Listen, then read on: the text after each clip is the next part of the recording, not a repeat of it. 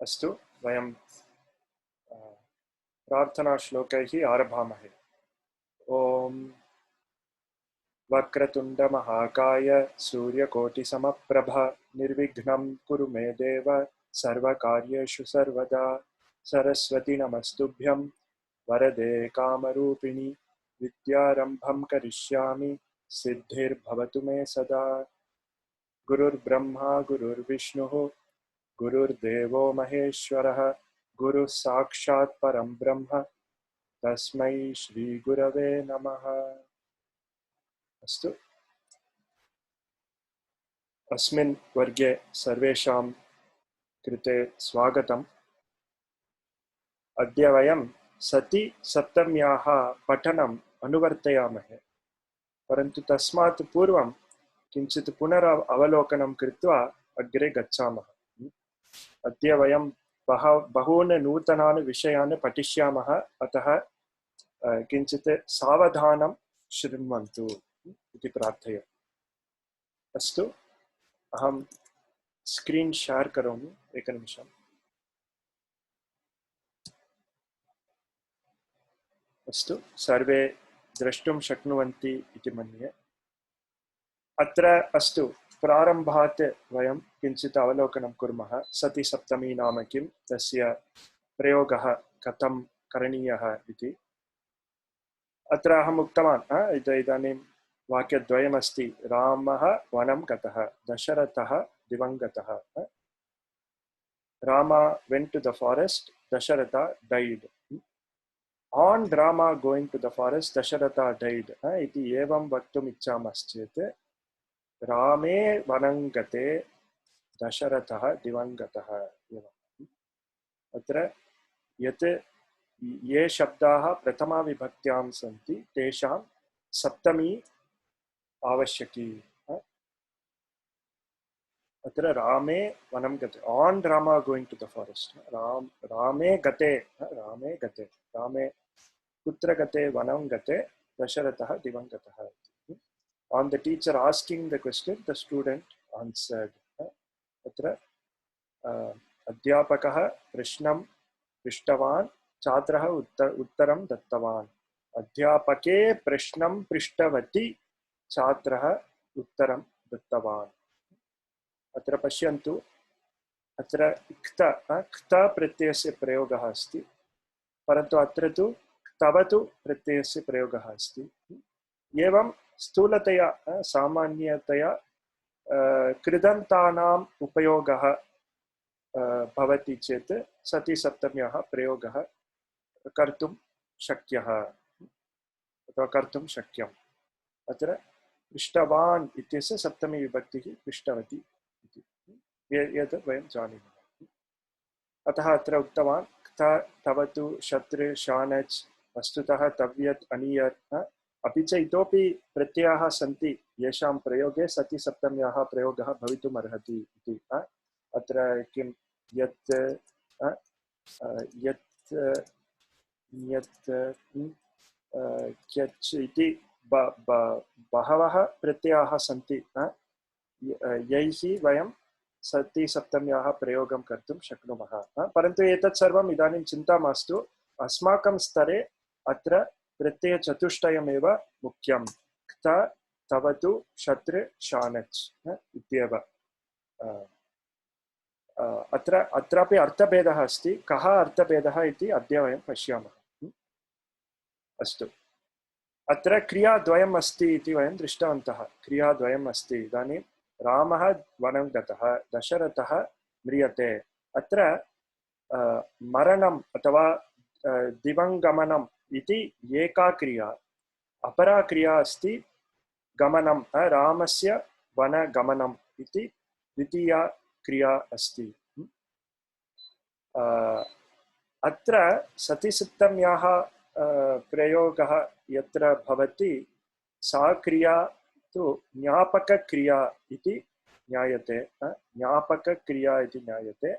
या क्रिया अपरा अस्ति सा तु ज्ञाप्यक्रिया इति ज्ञायते। एवं this just a grammatical construct. ज्ञाप्य इति अर्थं विवा अर्थं वर्तते वा? ज्ञापक सत्यं तत्र ज्ञापक इत्युक्ते ज्ञाप्य इत्युक्ते किम्? आम् आम् तत्र ज्ञापक इत्युक्ते one that makes clear, one that makes known इति ज्ञापक ज्ञाप्य इत्युक्ते one which is known, one that is made clear, one that is made clear, one that is made clear. आम् सत्यम् अत्र किम् अत्र अभिप्रायः अस्ति, लक्ष्यम् अस्ति ज्ञाप्यक्रियया थ्रू द क्षम्यतां ज्ञापकक्रियया थ्रू द ज्ञापकक्रिया ज्ञाप्यक्रियायाः कोऽपि विषयः ज्ञायते इति तात्पर्यम्. So through the ज्ञापकक्रिया you know something about the ज्ञाप्यक्रिया इति. So this is the point of reference and this is the thing that is known from that point of reference एवम्. अस्तु एतस्मिन् विषये तावती चिन्ता मास्तु, स्थूलतया जानीमः चेत् पर्याप्तम्. अस्तु अत्र सतिसप्तम्याः यः शब्दः अस्ति सा तु ज्ञापकक्रिया. So the ज्ञापकक्रिया has to be in कृदन्त form. तवतु शत्रुशानचिति सर्वं. ज्ञाप्यक्रिया कथञ्चित् अपि भवितुम् अर्हति. इदानीं तद् किम् अत्र दशरथः म्रियते तथापि क्रियापदमपि भवितुम् अर्हति. दिवङ्गतः इति नामपदम् एवमपि भवितुम् अर्हति. So there's no restriction on the ज्ञाप्यक्रिया, परन्तु ज्ञापकक्रिया has to be in नामपदं form, which means कृदन्त form. तथा एव वयं तस्य सप्तमी विभक्तिं कल्पयामः. The क्रियापदं has no vibhakti, it has to be a namapadam. Yeah. So, second, Mhodaya, Jnapya Kriya can be either Kriyapadam or Namapadam. Is that what you said? Satyam. Okay. अत्र तु छात्रः उत्तरं ददात्, अयच्छत्, दत्तवान्, सर्वं सम्यक् एव. परन्तु अत्र पृष्टवान् इत्येव भवितुम् अर्हति. अपृच्छत् इति वक्तुं न शक्नुमः.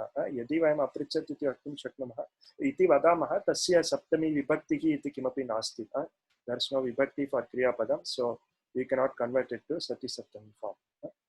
एवम्. अस्तु एतद् वयं दृष्टवन्तः. अपि च समानकर्तृकत्वम् इति इतोपि एकः विषयः. अत्र वयं जानीमः इदानीं त्वा ल्यप् इति अपराः अपरे प्रत्ययाः सन्ति. इदानीं रामः वनं गत्वा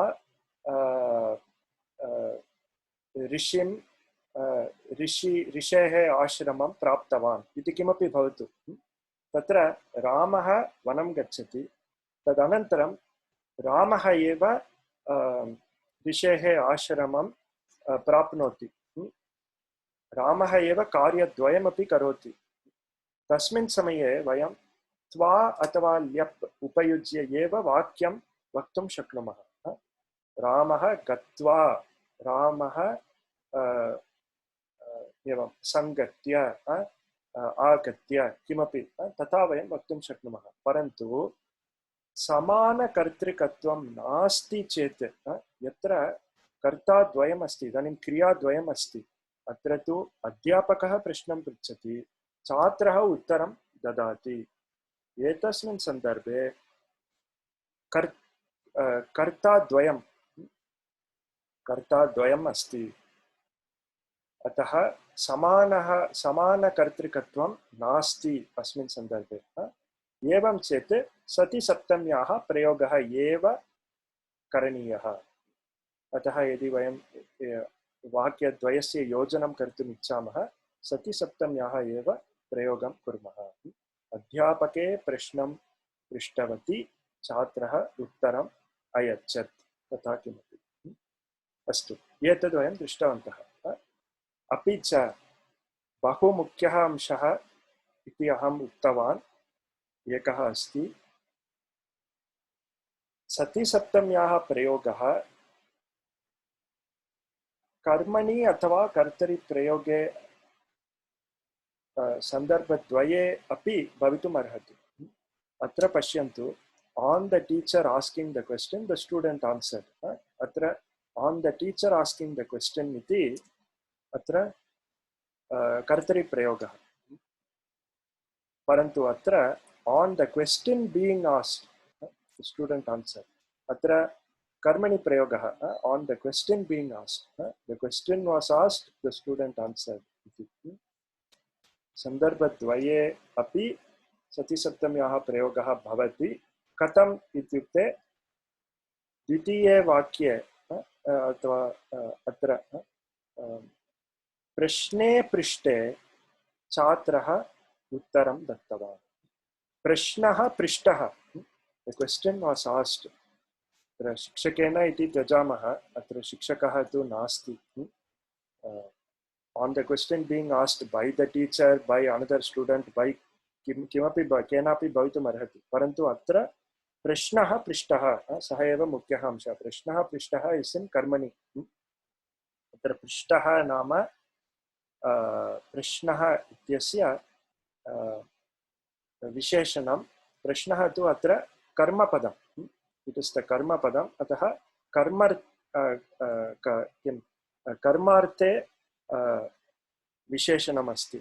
इट् इस् डिस्क्राइबिंग दि कर्म, नॉट द कर्ता। अतः कर्मार्थे प्रयोगः अस्ति। तथा सति अपि वयम् एवं वक्तुं शक्नुमः, प्रश्ने पृष्टे छात्रः उत्तरितवान्। एवम् अत्र प्रथमा विभक्ति शब्दानां सप्तमी विभक्तिः जायते। एवं वयं परिवर्तनं कर्तुं शक्नुमः। अतः कर्मणि वा कर्तरि प्रयोगे सति सप्तमी भवति। ये शब्दाः प्रथमा विभक्त्यां सन्ति तेषां सप्तमी परिवर्तनं भवति। वेदर इन कर्तरि और कर्मणि नियमः एषः इति एवं वयं दृष्टान्तः। अत्र शिक्षकः इति नास्ति, ततः should we assume समानकर्तृत्वं नास्ति इति, कर्तृकत्वं। सत्यं सत्यम्। अत्र सत्यम्, अत्र स्टूडेंट आन्सर्ड, परन्तु स्टूडेंट इज नॉट द कर्ता हियर। वस्तुतः कर्ता न ज्ञायते। अतः आम्, समानकर्तृकत्वम् अत्र नास्ति इत्येव स्वीक्रियते। नमस्कारः महोदय, शारदा अहम् अस्मि। Student first is question is being asked and then reply is being given. So it is after the question asked reply comes. So it is not samana kalam bhavati. Samana कालः इति डिफरेंट कॉन्सेप्ट, समान कर्तृकत्वम् इति different concept. अत्र कालविषये अहं न वदामि, कर्तृविषये the doer. अस्तु वा? उत्तमम्। अत्र अस्तु, अत्र रूपाणि अपि दृष्टानि। रूपाणि नाम तव तु अन्यः प्रश्नः अस्ति महोदय। कृपया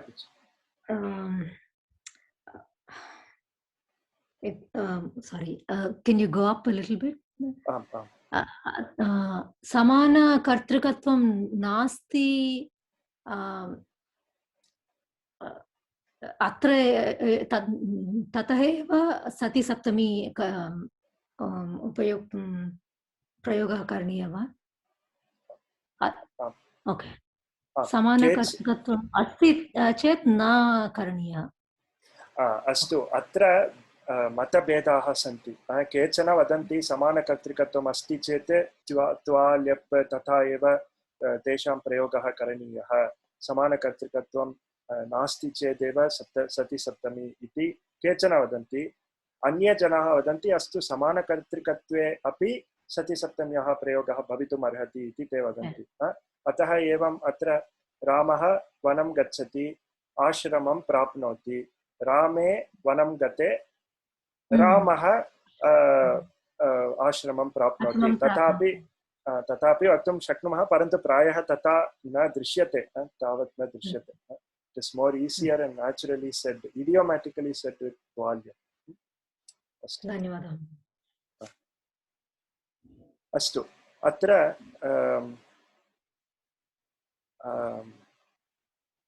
रूपाणि सप्तम्यन्तरूपाणि कथम् इत्यपि वयं दृष्टवन्तः। अत्र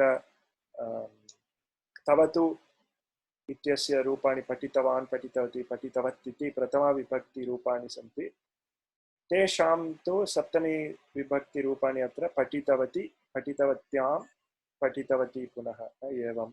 एतद् बहुवचने अपि वयं दृष्टवन्तः, एतद् वयं जानीमः। क्त प्रत्ययस्य सुलभानि रूपाणि, यतः अकारान्तशब्दः एव, अतः पठितः नाम पठिते, पठिता नाम पठितायाम् एवम्, एतद् वयं जानीमः। शत्रु मोस्ट् ट्रिकी रूपाणि सन्ति। शत्रु इत्यस्य पठन्, पठन्ति, पठत् इति रूपत्रयम् अस्ति। तेषां पठति, पठन्त्यां, पुनः पठति इति रूपाणि सप्तमी एकवचनरूपाणि सन्ति। बहुवचन पठत्सु, पठन्तीषु, पठत्सु इति त्रिषु लिङ्गेषु रूपाणि सन्ति। अत्र this patati form appears like a kriyapadam. Kriyapadam iva drishyate, parantu atra kriyapadam nasti. Ati sati saptamyaha prayogaha iti sandarbena nyayate. Sandarbam drishtva eva, prasangam drishtva eva ज्ञातुं शक्नुमः। अत्र रामः पठति इति चेत् पठति इति क्रियापदमेव, परन्तु रामे पठति इति वयं पश्यामः चेत् तत्र रामे इति सप्तमी विभक्त्याम् अस्ति, अतः पठति अपि सति सप्तमी प्रयोगः इति चिन्तयितुं शक्नुमः, ऊहां कर्तुं शक्नुमः। एवम्। अपि च शानच्, शानच् यदि यथा वयं पूर्वं पठितवन्तः, पचमानः, पचमाना, पचमानं, सुलभानि रूपाणि एव। पचमाने, मातरि, अस्तु, न मातरि मास्तु, अत्र अस्तु, एतद् अग्रे वयं वृक्षे कम्पमाने फलानि पतितानि, तथा किमपि। आन् द ट्री शेकिङ्ग् फलानि पतितानि, एवं तथा चिन्तयितुं शक्नुमः। अस्तु, अत्र सत्, सति सप्तमी, सत् सप्तमी कुतः आगच्छति नाम अस् इति धातुः, तस्य शत्रन्तं रूपमस्ति सन्, सति, सत्, तस्य तु सप्तमी प्रयोगः सति, सत्याम् एव। अतः this just is an additional emphasis on the statement. रामः वनं, रामे वनं गते सति इत्येवमपि वक्तुं शक्नुमः। ऑप्शनली सति इत्यस्य प्रयोगं कर्तुं शक्नुमः। रामे वनं गते सति दशरथः दिवङ्गतः। This sati is just like putting additional emphasis on the usage of sati saptam. तावदेव। अपि च वयम् उदाहरणानि दृष्टवन्तः। अत्र अस्माकं पुस्तके उदाहरणानि आसन्, तानि उदाहरणानि, कानिचन उदाहरणानि वयं दृष्टवन्तः। सूर्ये अस्तङ्गते वयं गृहं प्रत्यागताः, शिक्षके आगते छात्राः तूष्णीम् अभवन्। On the teacher entering, the students fell silent. यदा तदा तथापि वक्तुं शक्नुमः। यदा शिक्षकः आगतवान् तदा, अथवा यदा शिक्षकः आगतः तदा छात्राः तूष्णीम् अभवन्, एवम् उच्यते। अस्तु, इदानीम् अहम् एकं वक्तुम् इच्छामि। अस्तु, एतावत् पर्यन्तं स्पष्टं वा? अत्र प्रश्नाः सन्ति, सन्देहाः सन्ति चेत् कृपया पृच्छन्तु।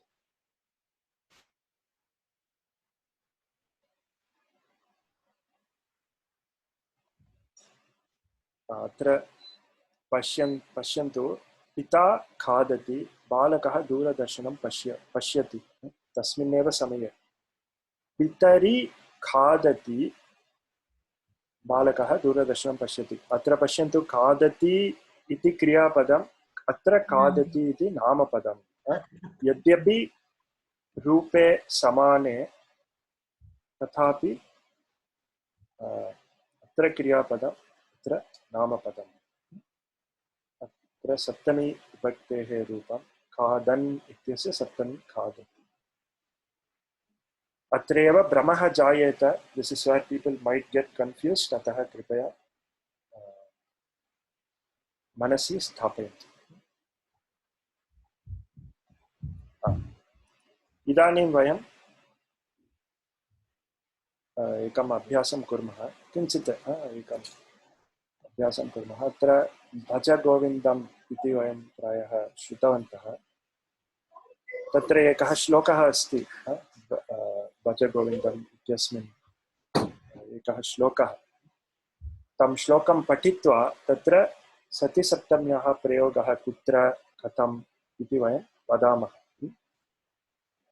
यथा पूर्वं वयं किं कुर्मः एवं एकं वाक्यम् अस्ति चेत् तस्य विभजनं कुर्मः रामः वनं गतः दशरथः दिवं गतः एवं वदामः अथवा यदा रामः वनं गतः तदा दशरथः दिवं गतः एवं वदामः वाक्यद्वये अथवा यदा तदा उपयुज्य एकेन वाक्येन वदामः अस्तु इदानीम् अहम् एकम् अथवा एकां पृच्छामि सः अथवा सा एव कृपया उत्तरं ददातु एतं श्लोकं पठित्वा तस्य कुत्र सप्तमी प्रयोगः भवति सति सप्तमी प्रयोगः भवति इति चर्चां कुर्मः अस्तु इदानीं परमेश्वरन् महोदय भवान् कृपया श्लोकं पठतु श्लोकस्य सन्धि विभजनं कृत्वा अपि वदतु यावद्दित्तोपार्जनसक्त तावन्निच परिवारो रक्तः पश्चाजीवति जर्जरदेहे काता गोपिन पृच्छदिगेः अत्र जर्जरि जर्ज अस्तु अस्तु प्रथमम् आमां परन्तु प्रथमं वाक्यस्य विभजनं करोतु सन्धि विभजनं वित्त वादवित्त उपार्जनसक्तः यावत् वित्तः उपार्जनसक्तः यावत् यावत् तावत् निच परिवारः रक्तः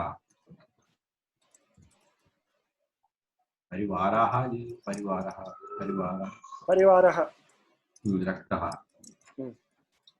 पश्चात् जीवति जर्जः देहे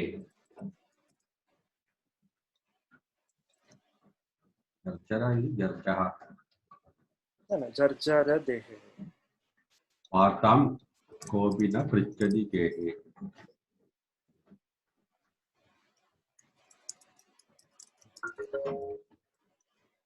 उत्तमं धन्यवादः परमेश्वर महोदय बहु धन्यवादाः इदानीं अस्तु प्रिया महोदय भवती अत्र सतिसप्तम्याः प्रयोगः कुत्र इति कृपया ऊहां करोतु यावत् वित्त उपार्जनसक्तः तावत् निजपरोवारः रक्तः पश्चात् जीवति जर्जरदेहे इति अत्र अहं पश्यामि अस्ति जीवति जर्जरदेहे अस्तु वार्तां कोऽपि न पृच्छति गेहे अत्रापि अस्ति अहं चिन्तयामि न पृच्छति गेहे इति भवती चिन्तयति अस्तु अस्तु परन्तु अहं चिन्तयामि जीवति जर्जरदेहे एव पृच्छति गेहे नास्ति इति नास्ति अस्तु तर्हि तत् त्यजामः इदानीं प्रथमं वाक्यं वयं पार्श्वे स्थापयामः प्रथमस्य वाक्यस्य अर्थं तु वयं प्रायः जानीमः यावत् वित्त उपार्जनसक्तः उपार्जन इत्युक्ते अर्जनसक्तः इत्युक्ते अर्निङ्ग् केपबिलिटि वित्त इति नाम धनं सङ्ग्रहस्य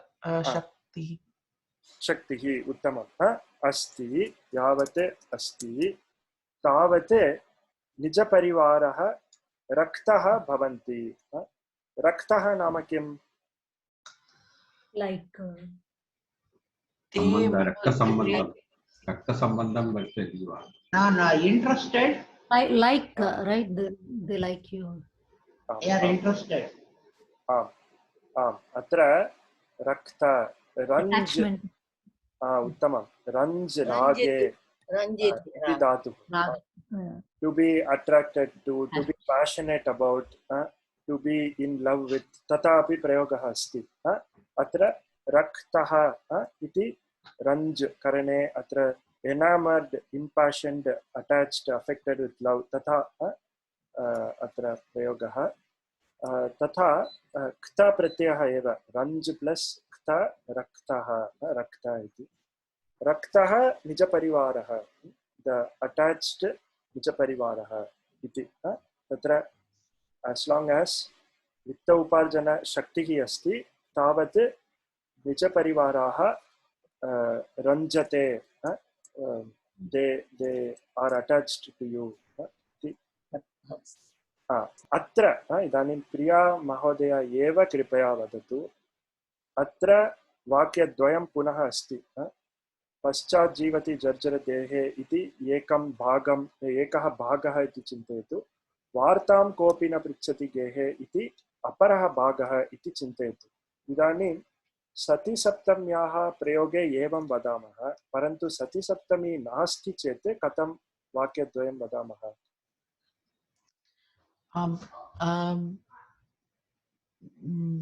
जीवितः जर्जरदेहः पश्चात् वार्तां कोऽपि न पृच्छति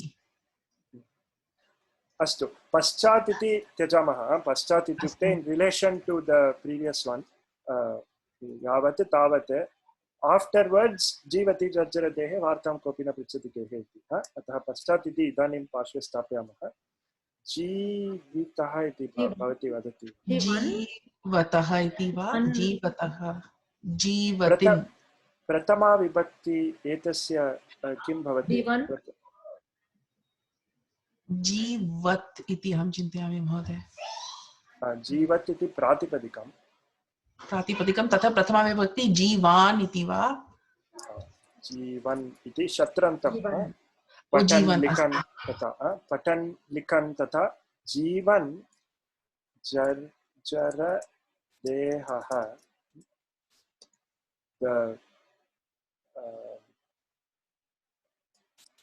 अस्ति जीवन जर्जरदेहः अस्ति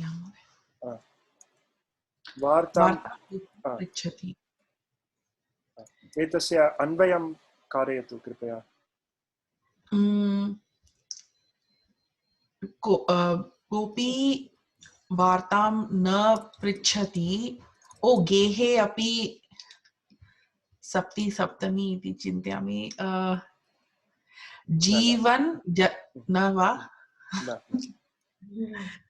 कोऽपि वार्तां न पृच्छति गेहे अहं न जानामि महोदय किं गेहे नाम गृहे अस्तु अस्तु अस्तु गेहे कोऽपि वार्तां न पृच्छति गेहे कोऽपि वार्तां न पृच्छति उत्तमं गेहे गृहे किमपि अत्र जीवन् जर्जरदेहः अस्तु जीवन् जर्जरदेहः अस्ति नाम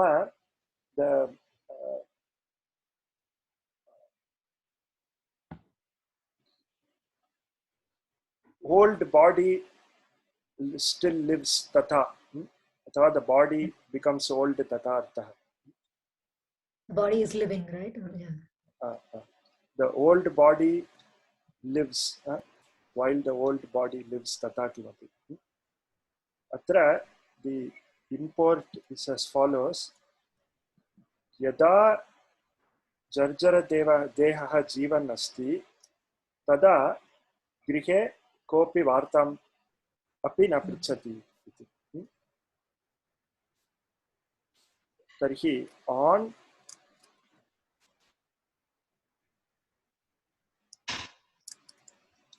on the old body living इति इत्युक्ते on the body becoming old इति एवं literal translation अस्ति so it's a little differently said परन्तु महोदय वार्- वापित् पश्चात् अपि अस्ति ततः तत् अत्र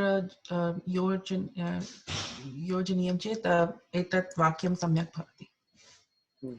on the old body living after the old body living इति किमपि अत्र पश्चात् इत्युक्ते आफ्टर्वर्ड्स् इति चिन्तयतु। after body becoming old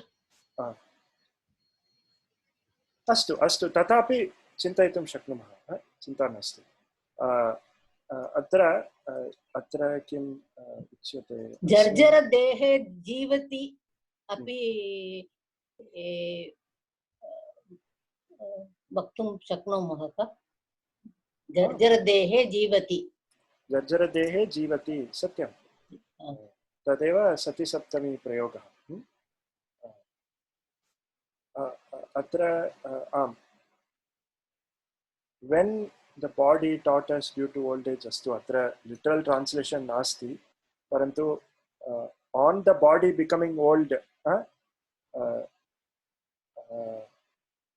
tada no one on the body becoming old no one cares to have a word iti किमपि एवं। परन्तु प्रयोगः ज्ञायते किल, अवगम्यते, सतिसप्तमी प्रयोगः। on the body becoming old no one cares to have a word iti, no one asks a word। अस्तु, इदानीं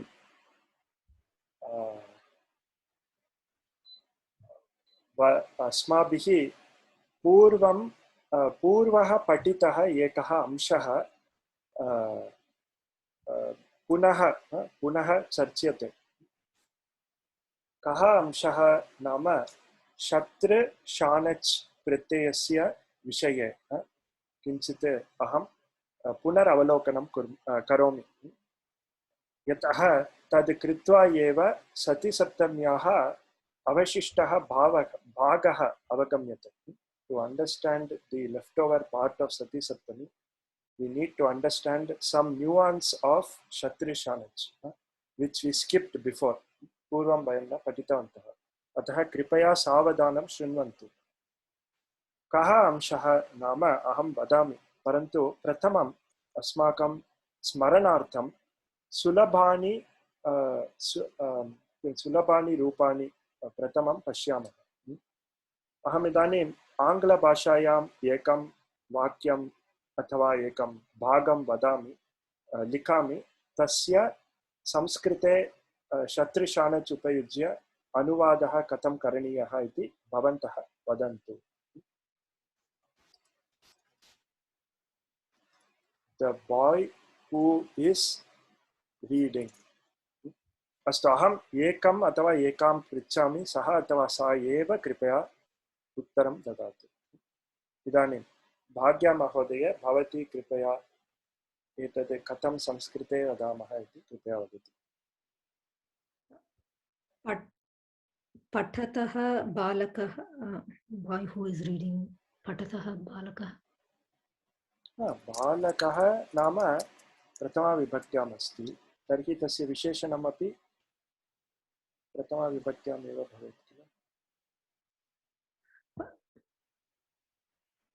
अत्र कः प्रत्ययः उपयुज्यते? पठन् बालकः, पठन् बालकः अथवा बालकः पठन् अस्ति, the boy is reading इति सामान्यप्रयोगः, पठन् बालकः। परन्तु अहं पुनः वदामि, विशेषणविशेष्य भावत्वेन पश्यन्तु, तया दृष्ट्या पश्यन्तु। look at it in the विशेषणविशेष्य भावः वे, पठन् बालकः। अस्तु, उत्तमम्। इदानीम् अहं इदानीं शारदा महोदयां पृच्छामि। The boy, अस्तु, अत्र boy who read, एतद् कथं वदामः?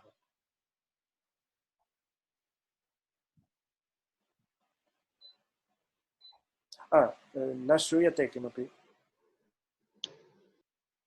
Yeah. Hear me now? आम्, The इदानीं boy श्रूयते। who read Can it be used for Shatru? Can it be No, used no. here? क्षम्यताम्, yeah, अत्र that's correct. शत्रुशाणित् नास्ति। आम् आम्। नास्ति, पठतः बालकः। न न न न, पट्ट कः प्रत्ययः? no. बालकः पठितवान्। उत्तमं, बालकः पठितवान् अथवा पठितवान् पठितवान् बालकः। बालकः पठितवान् बालकः। उत्तमम् एवं, द बाय् हू रेड्। उत्तमम्। इदानीं किञ्चित् किं क्लेशं कल्पयामि। I will make it little more difficult. अत्र द अस्तु, अत्र पश्यन्तु, वर्तमानकालः इति। वर्तमानकालः, वर्तमानकाले एवं रूपाणि भवन्ति। भूतकालः, भूतकाले एवं रूपाणि भवन्ति। द बाय् हू रेड् इति, बाय् हू इस् रीडिङ्ग् इति वर्तमानकालः, अतः एवं रूपाणि भवन्ति। इदानीं भूतकाले अहम् इतोपि एकं वाक्यं लिखामि। The book that was red. इदानीं कः अस्ति? ऐफोन् इति कस्यापि दृश्यते, सः अथवा सा कः? महोदय, सूर्य अस्मि महोदय। अस्तु अस्तु, किमपि अस्ति मम गृहे, कनेक्ट् कर्तुं न शक्यते, किञ्चित् क्लेशः अस्ति। अस्तु, परन्तु इदानीं भवती उत्तरं दातुं नेम् चेञ्ज् कर्तुं शक्नोमि इति न न न जानामि। न न न न न तत्सर्वं चिन्ता मास्तु, भवती उत्तरं दातुं शक्नोति किल? अस्तु महोदय। द बुक् दट् वास्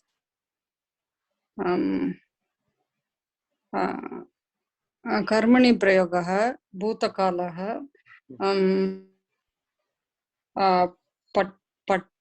प्रत्ययः, पठितः,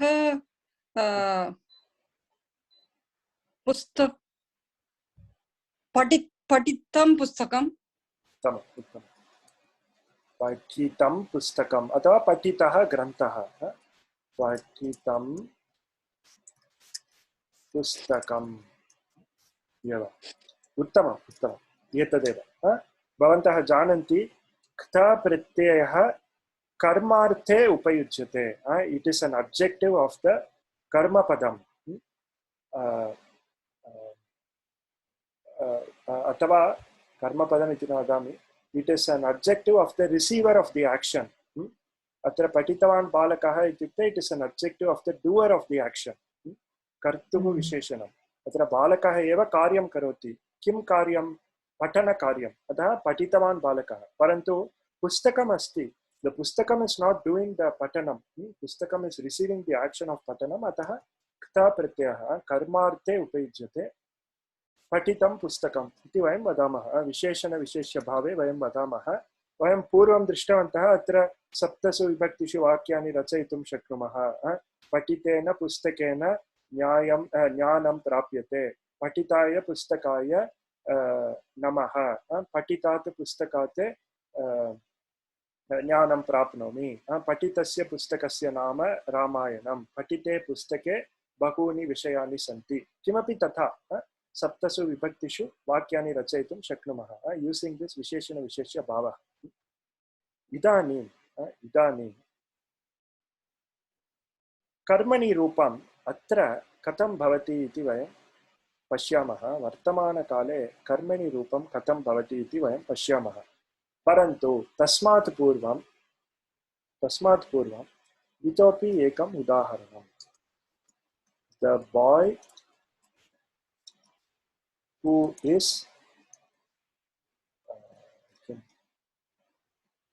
trembling. कम्प् इति धातुः भवेत् कम्प् इति धातुः अस्तु अत्र शत्रु प्रत्ययस्य उपयोगः अस्ति अत्र तव तु प्रत्ययस्य उपयोगः अत्र तु क्त प्रत्ययस्य उपयोगः इदानीं क्षेमा महोदये भवती वदतु कम्प् इति धातुम् उपयुज्य एतद् कथं वदामः कम्पमानः बालकः उत्तमं कम्- कम्पमानः बालकः कः प्रत्ययः शानच् प्रत्ययः शानच् शानच्। एतद् वयं जानीमः आत्मनेपदी आत्मने पदी धातुः अतः तस्य रूपं वर्तमानकाल कृदन्तरूपं शानच् प्रत्ययेन शानच् प्रत्ययः सिद्ध्यति अतः कम्पमानः बालकः कम्पन् बालकः इति वक्तुं न शक्नुमः यतः अत्र कम्पते इति आत्मने पदरूपम् अस्ति अस्तु एवं एतावत् पर्यन्तं स्पष्टं वा this is the very very important basic एतद् अवगम्यते चेदेव इदानीं यत् वदामि तदपि अवगन्तुं शक्नुमः अतः अत्र प्रश्नाः सन्ति चेत् कृपया पृच्छन्तु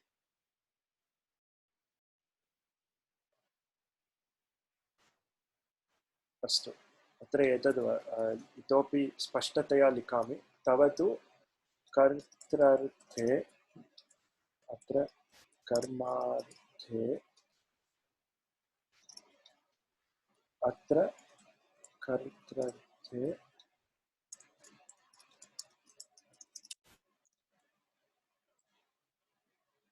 अत्र कर्मार्थे वा कर्तृर्थे वा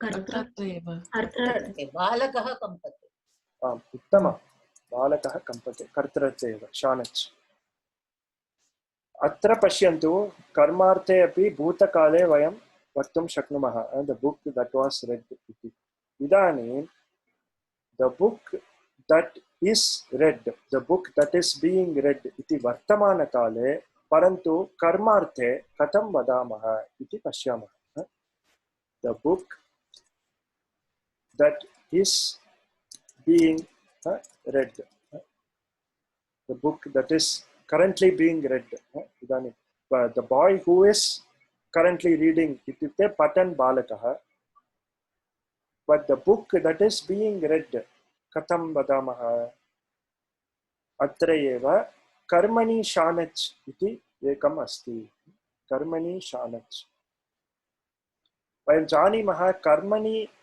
रूपाणि सर्वदा आत्मने पदे एव भवन्ति इदानीं पठति यद्यपि धातुः परस्मै पदी भवति तथापि तस्य कर्मणि रूपम् आत्मने एव भवति इदानीं पठति इत्यस्य कर्मणि रूपं पठ्यते पठ्यते इस् लैक् एन् आत्मनेपदी पद फार्म् अतः तस्य पुस्तकं पठ्यते इति क्रियापदेन वदामः पुस्तकं पठ्यते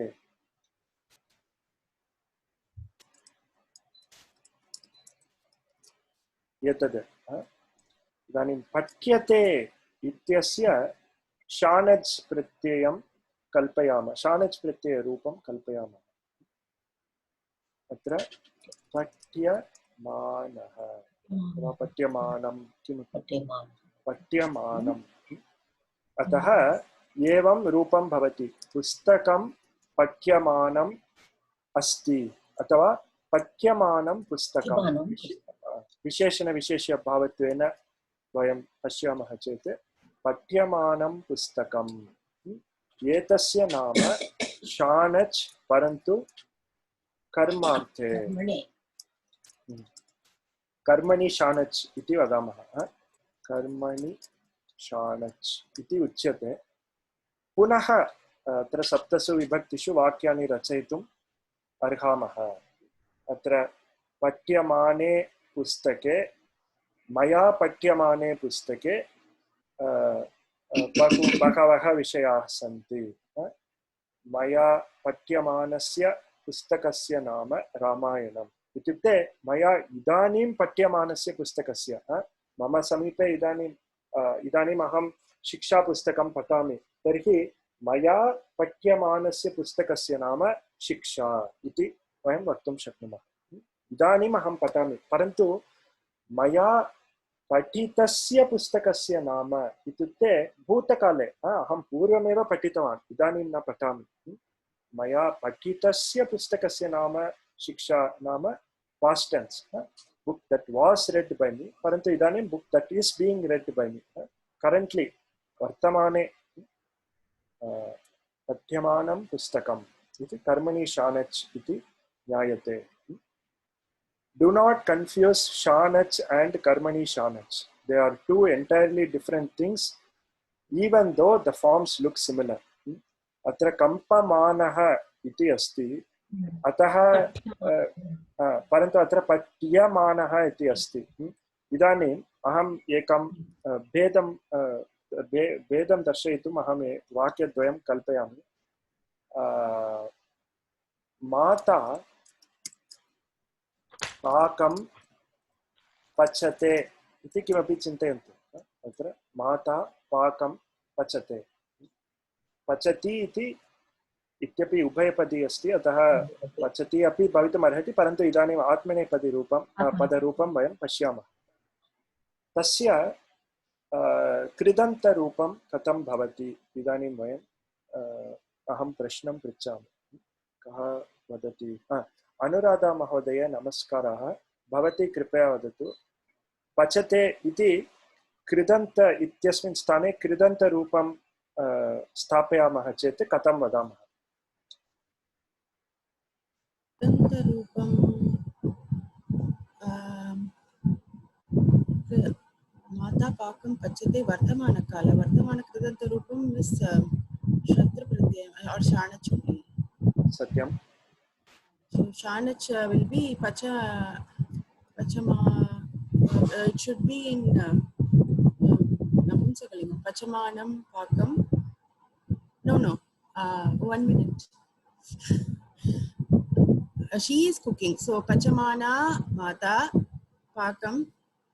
Yeah.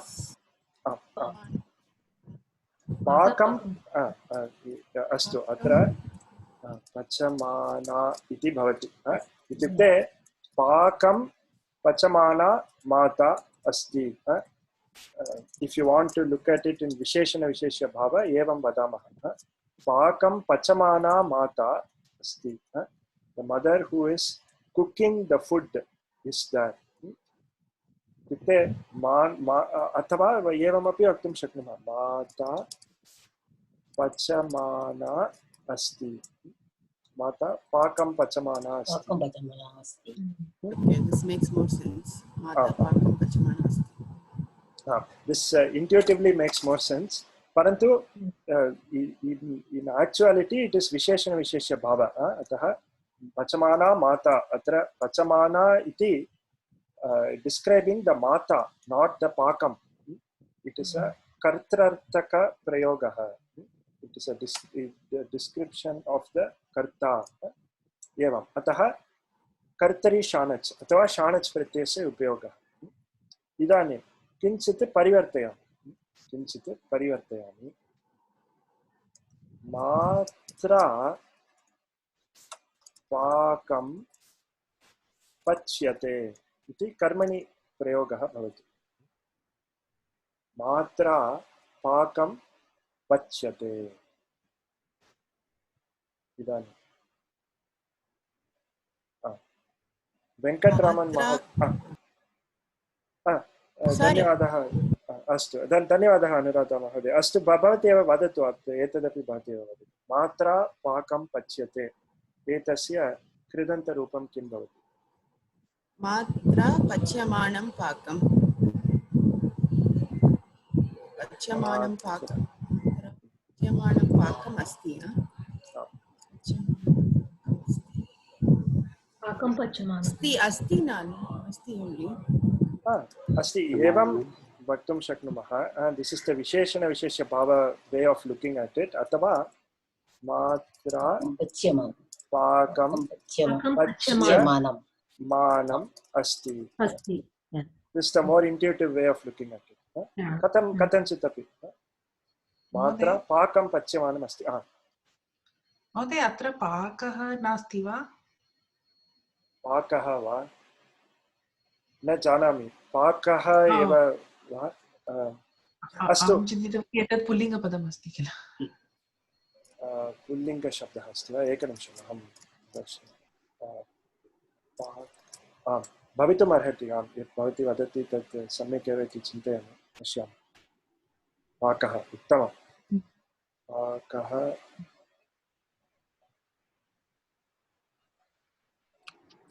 आम् पाकः इति पुल्लिङ्गशब्दः. तर्हि मात्रा पाकः पच्यते. तर्हि अत्र किं भवति? अनुराधा महोदय भवती एव वदतु. पच्यमानः मात्रा पाकः पच्यमानः अस्ति. उत्तमम्. मात्रा पच्यमानः पाकः अस्ति अथवा मात्रा पाकः पच्यमानः अस्ति. अत्र इतोपि एकम् उदाहरणम् अहं वदामि. कर्मणि प्रयोगः एव. शब्दः बहुधा अहम् एतद् वदामि. शब्दः श्रूयते. अनिष्टः शब्दः श्रूयते. Unwanted noise is heard. एवम्. एतस्य कृदन्तप्रयोगः कथं भवति इति वेङ्कटरामन् महोदय भवान् कृपया वदतु.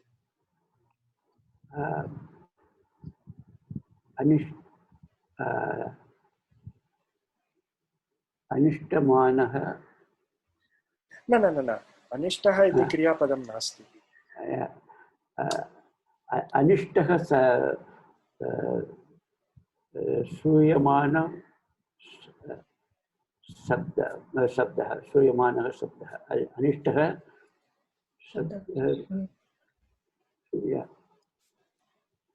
श्रूयमानः अस्ति. श्रूयमानः अस्ति किमपि अस्ति. अत्र पश्यन्तु. शब्दः श्रूयमानः. अत्र अनिष्टः अपि विशेषणमस्ति. श्रूयमानः अपि शब्दः इति शब्दस्य विशेषणम्. अनिष्टः शब्दः श्रूयते. अनिष्टः शब्दः श्रूयमानः अस्ति इति. अत्र पश्यन्तु. अहम्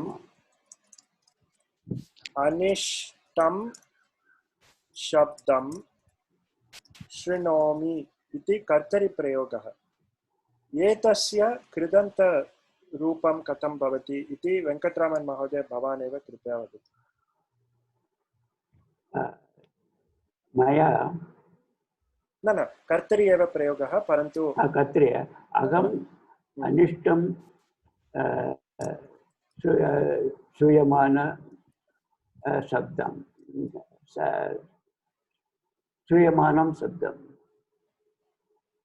न न न न श्रूयमानम् इति कर्मणि प्रयोगः.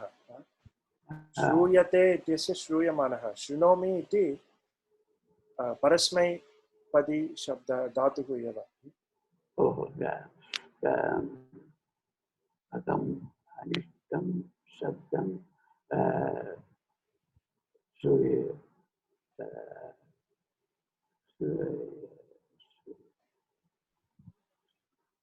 कः प्रत्ययः अत्र उपयुज्यते? शृणोमि श्रुतवान् श्रुतवान् शृणोमि श्रुतः श्रुतः श्रूयन् शृणोमि इति वर्तमानं शृण्वन्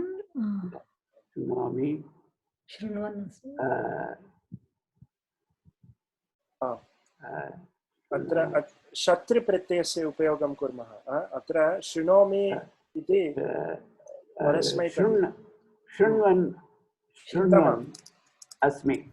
शृण्वन् अस्मि. उत्तमम्. अहम् अनिष्टं शब्दं शृण्वन् अस्मि. अथवा यदि एका महिला एतद् वदति अहं अनिष्टं शब्दं शृण्वन्ती अस्मि इति सा वदति अस्तु उत्तमम् अत्र शृण्वन् अहम् अनिष्टं शब्दं शृण्वन् अहम् अस्मि इति अत्र विशेषणविशेष्यभावत्वेन वदामः चेत् लिखामः चेत् एवं विशेषणं विशेष्यं शृण्वन् अहम् अथवा महिला चेत् शृण्वति वा अथवा शृण्वति वा न जानामि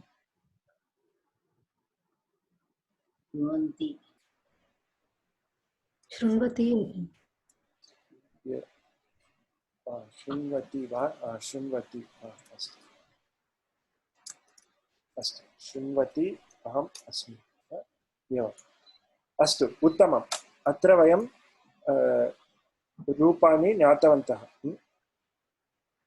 एवम् अत्र पश्यन्तु मात्रा पच्यमानः पाकः एवम् अस्ति एतस्य सतिसप्तम्याः प्रयोगः अपि कर्तुं शक्यं कथं कुर्मः मात्रा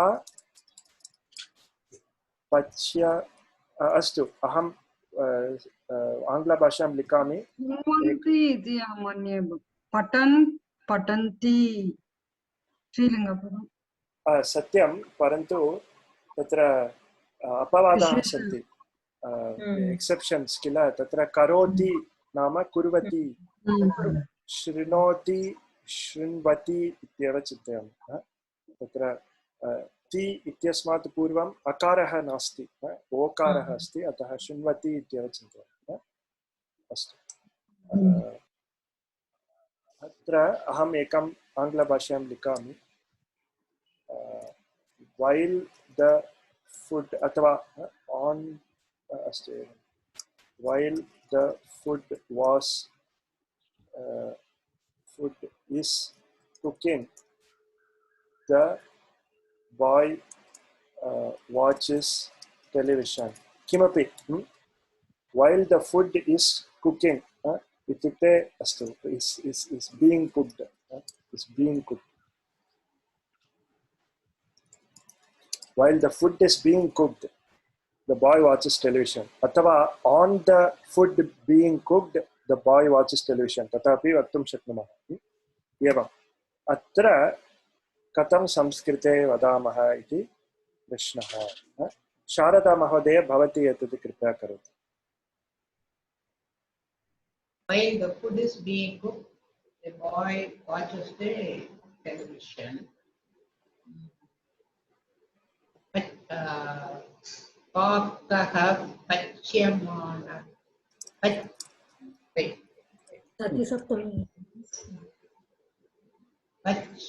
सतिसप्तमी using सतिसप्तमी प्रथमं पृथक् वाक्यद्वये वदतु अनन्तरं सतिसप्तम्याः प्रयोगः भवति पाकः पच्यते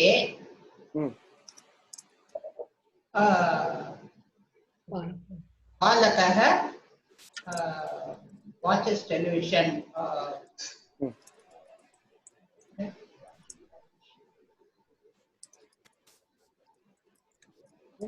बालकः दूरदर्शनं पश्यति बालकः दूरदर्शनं पश्यति पाके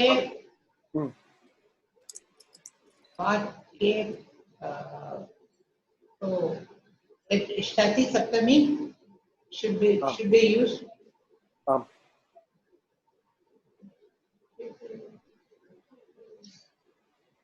Pachyate paake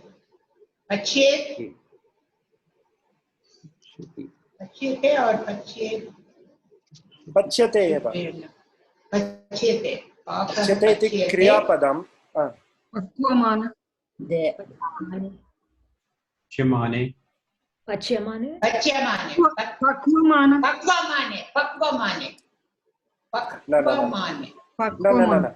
पच्यमाने एव तत्र the previous sentence itself you should have made it pakah pachyamanaha then only you can make it to sati saptami there instead of having the kriya padam there you have to use that shanach pratyayam पाकः पच्यमानः पाकः पच्यमानः अस्ति इति चिन्तयन्तु। पाके पच्यमाने अस्ति अस्ति इत्यस्मिन् स्थाने सति इति वयं वक्तुं शक्नुमः। सति पाके इति आप्शनल् अस्ति। पाके पच्यमाने एवं बालकः दूरदर्शनं पश्यति इति। उत्तमम्। इदानीं भवती एव इतोपि एकं वाक्यं ददामि, तस्यापि अनुवादं करोतु। While the mother cooks the food, the boy watches television.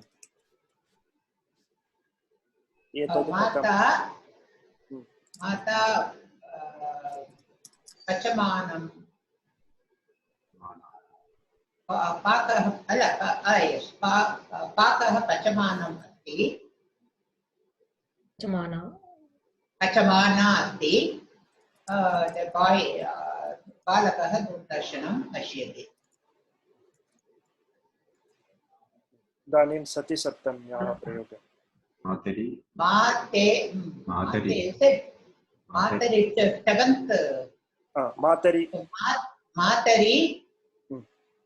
पाके पचमाने पाकं पचमम्। अत्र प्रथमा विभक्ति पचमाने। कथं पचमाने? अत्र पचमाना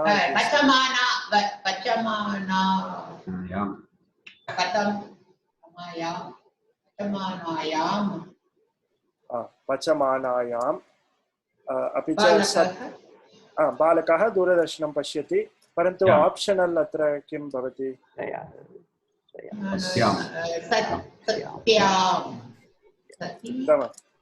उत्तमम्। अस्ति इत्यस्मिन् स्थाने सत्याम् इति भवति। उत्तमम्। What are the forms of asti? What are the forms of Sati, Satyam, Sati, right? Sati, Satyam, Sati. सन् इति पुल्लिङ्गे अस्ति। सन् सन्तः इति पुल्लिङ्गे अस्ति, तस्य सप्तमी सति सत्सु। अपि च स्त्रीलिङ्गे सती सत्यः। सप्तमी विभक्ति सत्यां सतीषु। अपि च नपुंसके सत् सन्ति सति सत्सु। एवं रूपाणि सन्ति।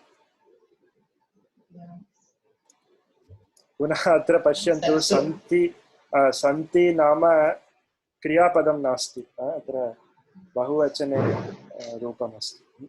It's another confusion. अस्तु, चिन्ता मास्तु। सत् सन्ति सति सत्सु। नपुंसकस्य तावान् प्रयोगः नास्ति, अतः चिन्ता मास्तु।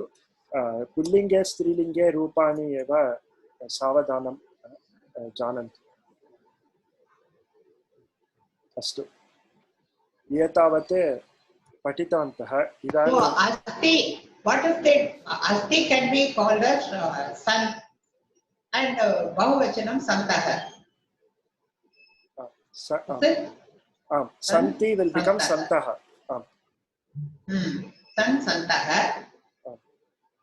Then that is the saptami, that is sati saptami is sati satsu. Satyam.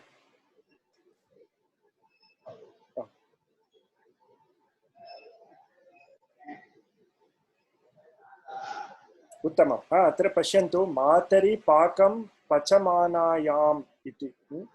इदानीं पश्यन्तु, there's a slight difference between कर्तरि and कर्मणि शानच् forms. अत्र पच्यमान, अत्र पच्यमान इति भेदः अस्ति। This is a very small but very significant difference.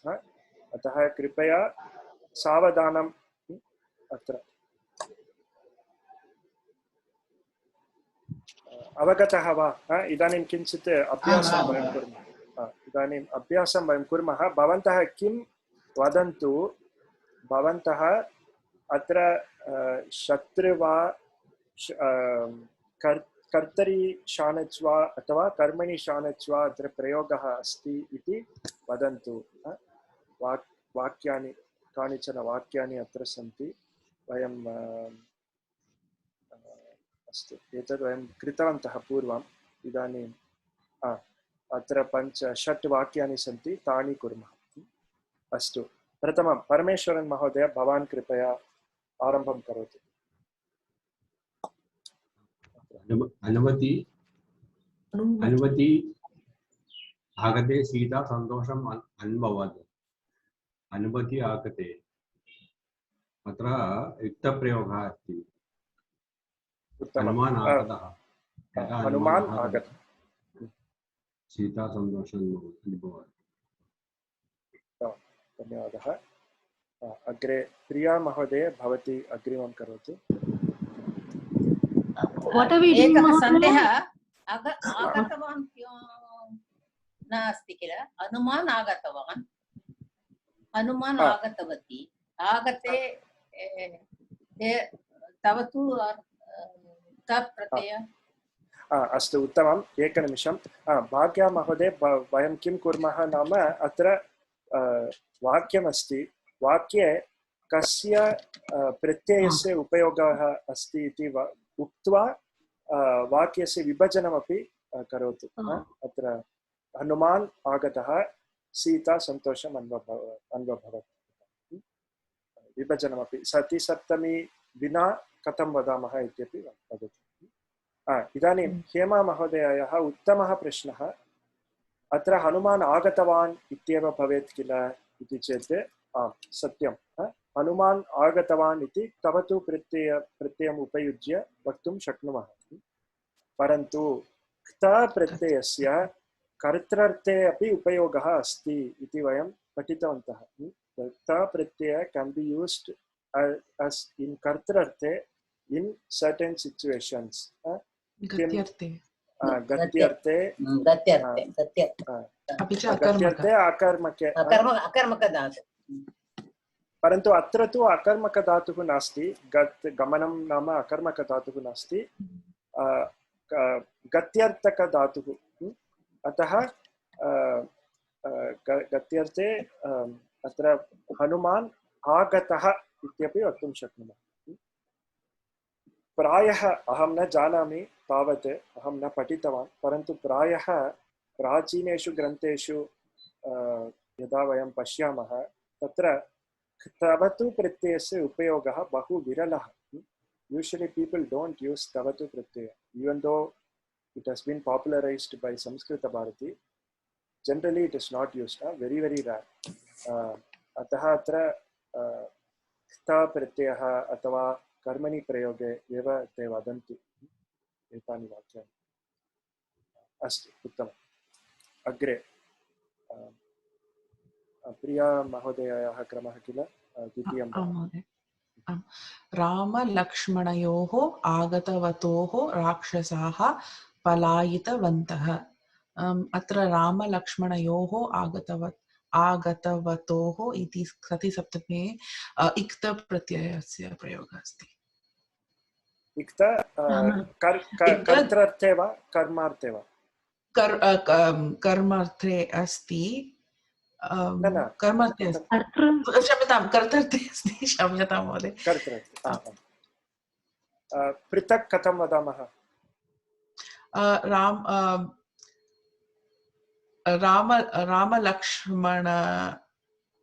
लक्ष्मणौ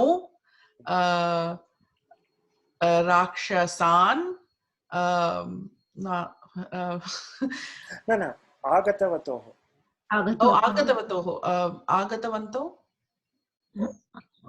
आगतवन्तौ इति तवतु प्रत्ययस्य उपयोगः परन्तु अत्र क्त गतवतोः अस्तु तवतु आगतवतौ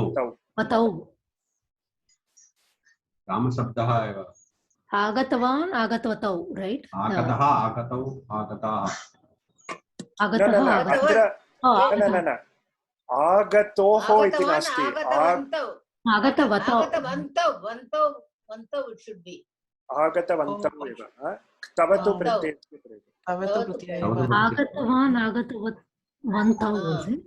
आगतवन्तौ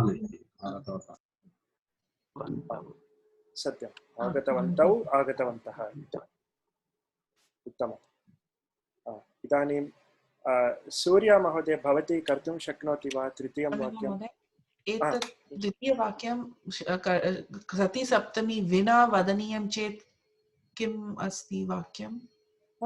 भवती सम्यक् एव उक्तवती रामलक्ष्मणौ आगतवन्तौ स्तः तदा राक्षसाः पलायितवन्तः। अस्तु अस्तु महोदय धन्यवादः। अस्तु सूर्या महोदय भवती वक्तुं शक्नोति वा तृतीयं वाक्यं?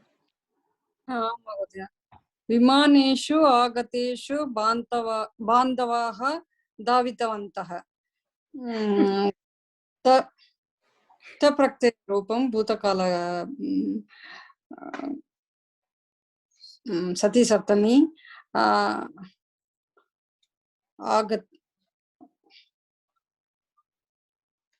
प्रत्ययरूपं सति सप्तमी विमानेषु आगतेषु बान्धवाः धावितवन्तः। पृथक् वाक्यं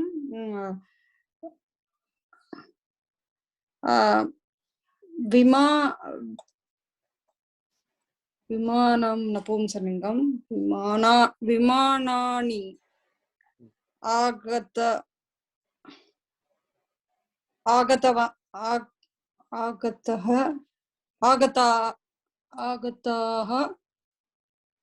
नपुंसकलिङ्गे किल विमानानि आगतानि विमानानि उत्तमं विमानानि आगतानि बान्धवाः धावितवन्तः। उत्तमम् उत्तमम्। इदानीम् अत्र प्रश्नः वा? परन्तु तस्य अनुवादं सम्यक् नास्ति। विमानानि आगतानि ततः बान्धवाः धावितवन्तः नास्ति। अत्र अहं चिन्तयामि कर्मणि प्रयोगः अस्ति महोदय।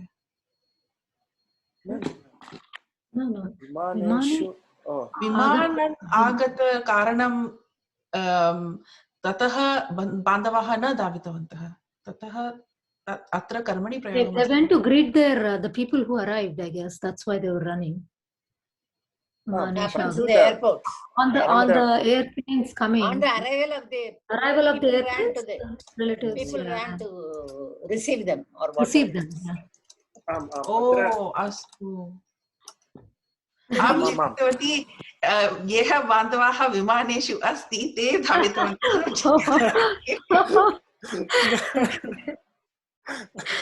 अस्तु अस्तु। विमानेषु यात्राः सन्ति बान्धवाः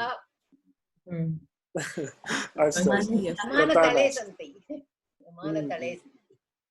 This karmani will be there only if there is karmani. This is ikta pratyayam, no? So from that can we understand that no, it can be karmani also. Okay. Sorry, loud thinking this. न सम्यक् एव भवति वदति। अत्र विमानानि आगतानि सन्ति तदा बान्धवाः धावितवन्तः इति तस्मिन् समये। उत्तमम्। इदानीं हेमा महोदय भवती चतुर्थं वाक्यं कृपया करोतु। शिशुषु रुदितवत्सु मातरः खिन्नाः जाताः। शिशुषु रुदितवत्सु सति सप्तमी रुदितवत् तवतु प्रत्ययम्। शिशवः रुदितवन्तः मातरः खिन्नाः जाताः। The children cried, the mothers got worried. रुदितवन्तः, right? रुदितवन्तः।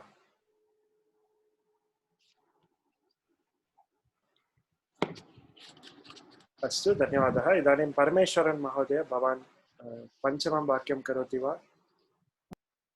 एकः प्रश्नः। तत्र रोदितवान् इति उक्तं चेत् somebody made the child cry. It could. आमां सत्यं सत्यं Okay. परन्तु इदानीं चिन्ता मास्तु रुदितवान् इत्येव अस्तु परमेश्वरन् महोदय सर्वैः भोजने क्रियमाणे ते ताम्बूलम् आनीतवन्तः सर्वैः भोजने क्रियमाणे ते ताम्बूलम् आनीतवन्तः सर्वः सर्वैः क्रियमाणे सर्वः सर्वे सर्वे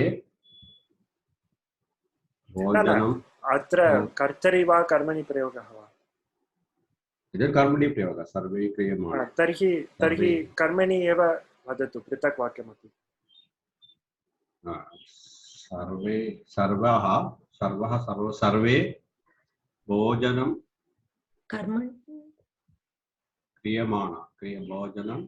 भोजनं क्रियमाणाः न किञ्चित् चिन्तयतु सर्वैः भोजनं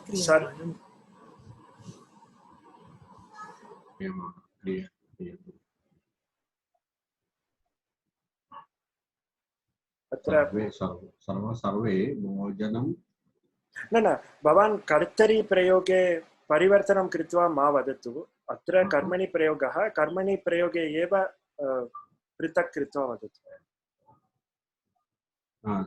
सर्वैः भोजनं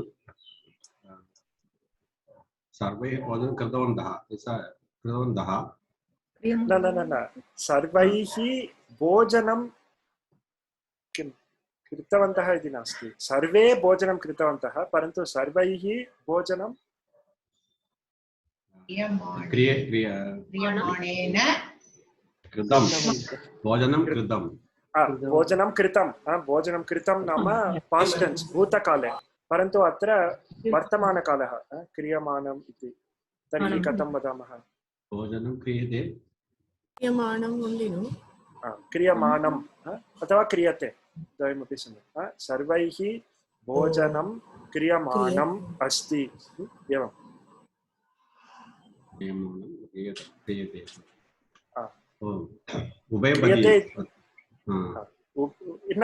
न उभयपदी नास्ति अस्तु उभयपदी अस्ति परन्तु तस्मात् कारणात् एवं नास्ति ये अस्तु क्रियमाणम् इति कः प्रत्ययः कर्तरि शानच् वा कर्मणि शानच् वा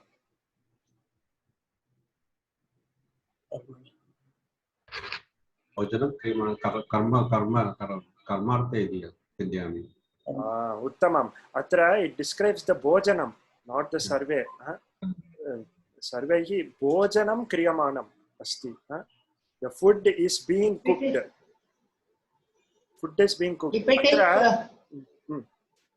if it is Shatru, it should be कुर्वन्तः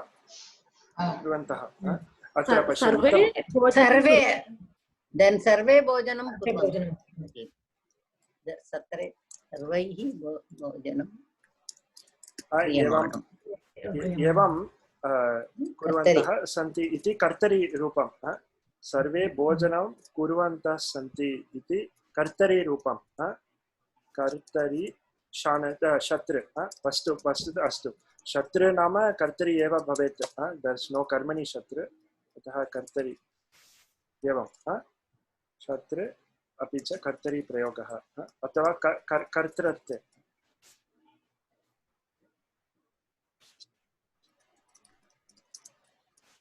परन्तु सर्वैः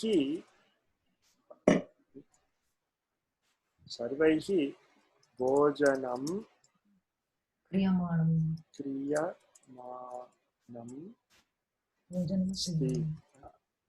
क्रियमाणम् अस्ति अत्र शानच् कर्मार्थे कर्मणि शानच् the kriyamanam describes the bhojanam food is being cooked not the people are cooking food is being cooked atra sarvaihi tyajamah chet api vakyam samyak eva arthah avagam food is being eaten no bhojanam kriyama astu food is being eaten eating is being done तथा किमपि Eating is इदानीं being done. इदानीं परमेश्वर महोदयः उक्तवान् कृ धातुः उभयपदी अस्ति there can even be अत्र पश्यन्तु कुर्वते सर्वे भोजनं कुर्यमाणाः अत्र पश्यन्तु कुर्वन्ति इत्यस्य कृदन्तरूपं कुर्वन्तः इति शत्रुप्रत्ययस्य कुरुते इति आत्मनेपदीरूपं तस्य शानच् प्रत्यय कर्तरीरूपम् इत्युक्ते कर्तृत्वे रूपमस्ति कुर्वाणः कुर्वाणः अत्र सर्वे भोजनं कुर्वाणाः सन्ति इति शानच् कर्तरि कर्तरि कुर्वाणाः कुर्वाणाः कुर्वाणः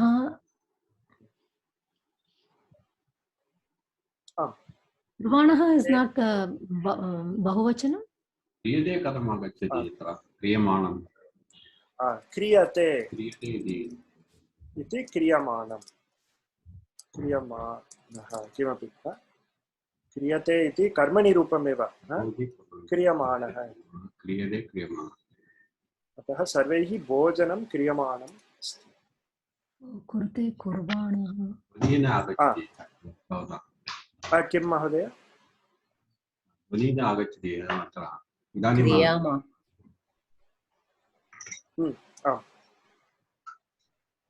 क्रियामाणः न क्रियमाणं न that there is a कर्मणि प्रयोगः क्रियमाणः इति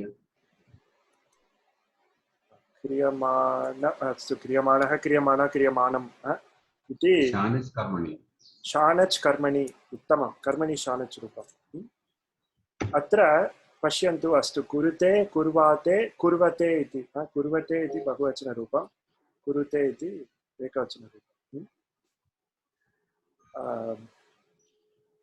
अत्र पश्यन्तु क्रियमाणं क्रियमाणं is a very commonly used form even in spoken Sanskritam.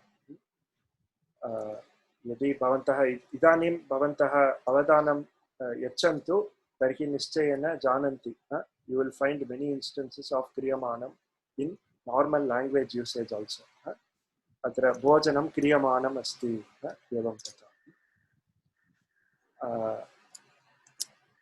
अत्र तु भोजने क्रियमाणे on the eating being done on the food being eaten ते ताम्बूलम् आनीतवन्तः प्रायः the hosts bring the ताम्बूलं किमपि अस्तु उत्तमम् इदानीं अनुराधा महोदय भवती अन्तिमं ध्वनिः न आगच्छति भवतः ध्वनिः न आगच्छति न अवगच्छामि भवतः ध्वनिः न आगच्छति वा एवं वा इदानीम् इतोपि सम्यक् अस्ति वा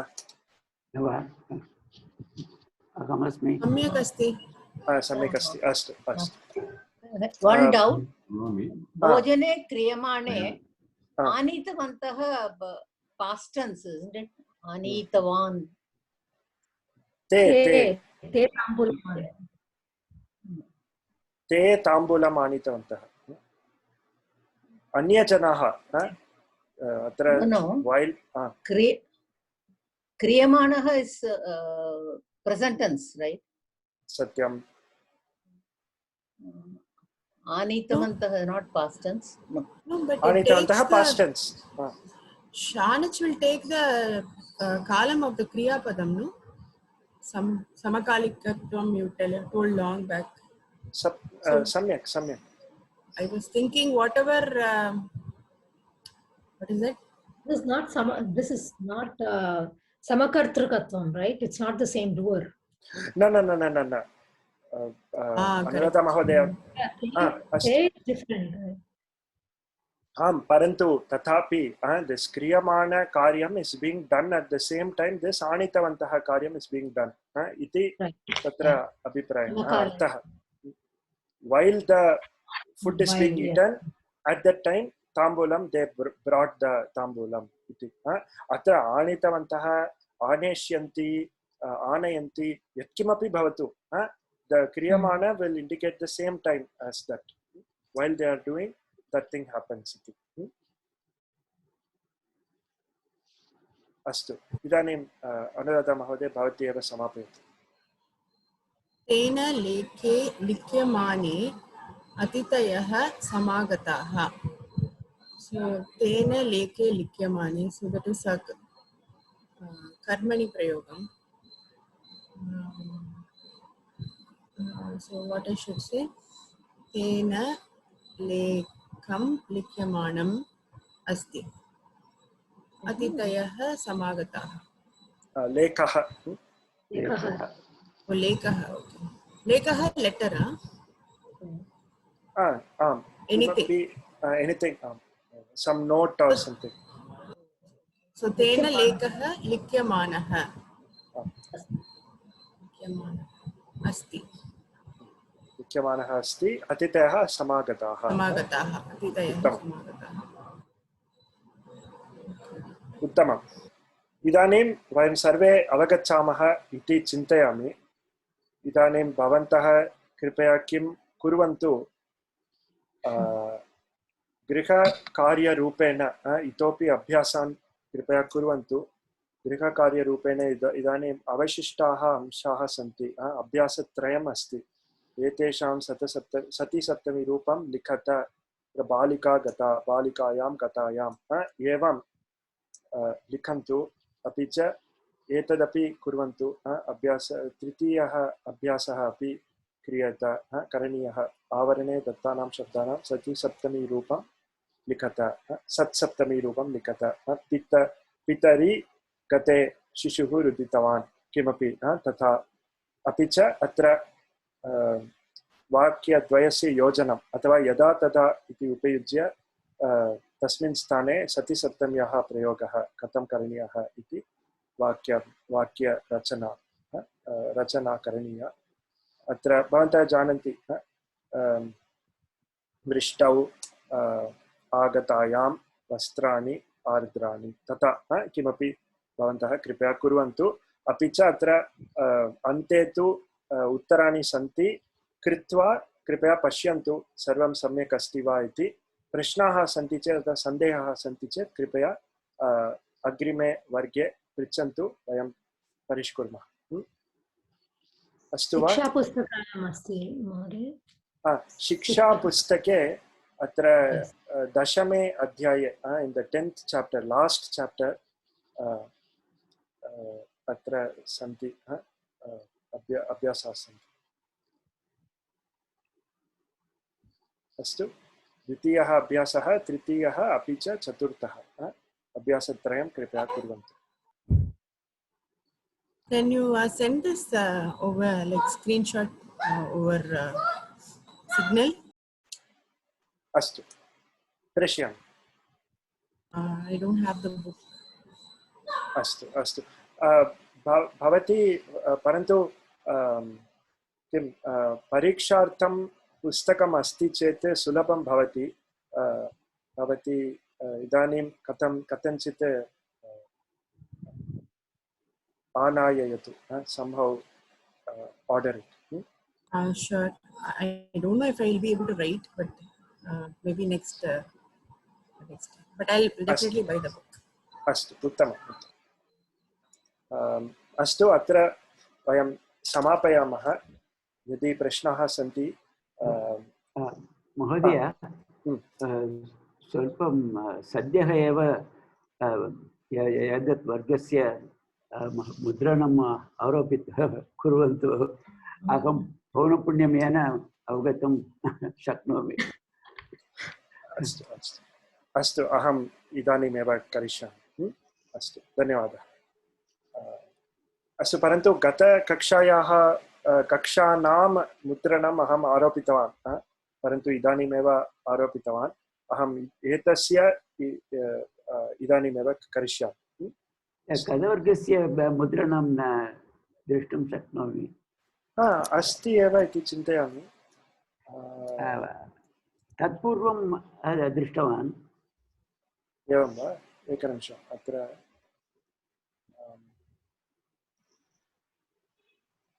एकनिमिषम्।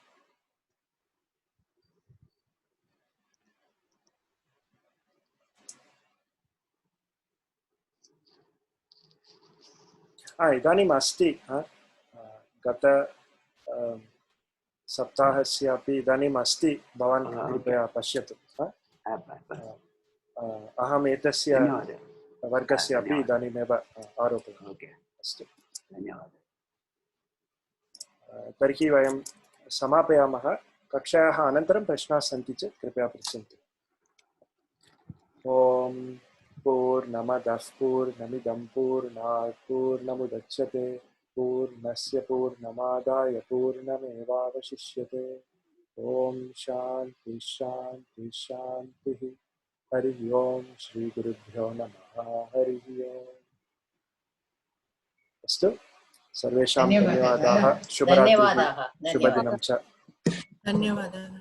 धन्यवादाः। जी, one personal question. Do you watch Maridas videos? YouTube? न, अहं न पश्यामि। एतत्तु आर्षसेवाकेन्द्रस्य चैनल अस्ति, मम तु नास्ति। So, okay, I saw that it's YouTube of Maridas, so I was thinking. न आम् कोऽपि पश्यति, अहं न जानामि, परन्तु अत्र आर्षसेवाकेन्द्रस्य। अस्तु, उत्तमं। धन्यवादाः। धन्यवादाः। धन्यवादः।